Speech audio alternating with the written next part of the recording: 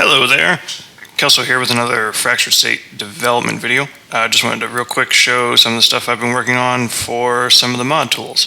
You can see here our current starting screen. Ooh, pretty. This is the UI.xml driven system that I talked about a couple weeks ago in my blog post. Not too fancy right now, but it gets the job done. So the first thing I worked on for the mod tools was a model viewer. This is sort of requested by Todd and Ryan so they can start working on some stuff that actually goes into the engine and sort of playing around with lighting and texture processes and that kind of stuff to start getting things into the game to see how they're going to look. So I took some time out to build this nice little tool for them. Anybody who has any experience with Unity is looking at this and saying, oh no, on GUI. Yes, I know, on GUI, not the greatest thing in the world. It gets a little bit of a bad rap. I don't think it's as bad as people say it is, but it does have sort of some performance implications. It's obviously not very pretty when you just use the default skin, but for something like this where we're not necessarily trying to get 60 frames per second constantly, it works out good because we can just get the code in there very, very quickly. So let's go ahead and open a model. This is looking at a folder within the data path and just grabbing all of the models out of that particular folder and displaying them here for us to load. So we'll load a cube. Ooh, pink cube. Yes, pink cube.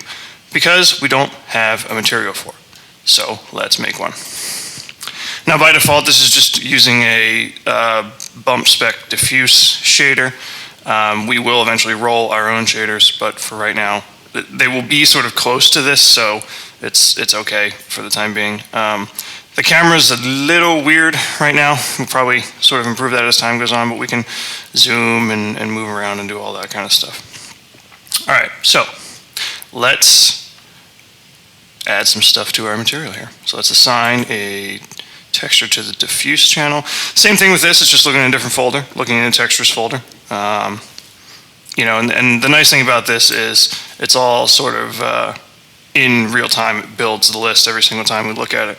So if I hit open here for the open model and I have the three options here, we can look in our directory. There's our three options.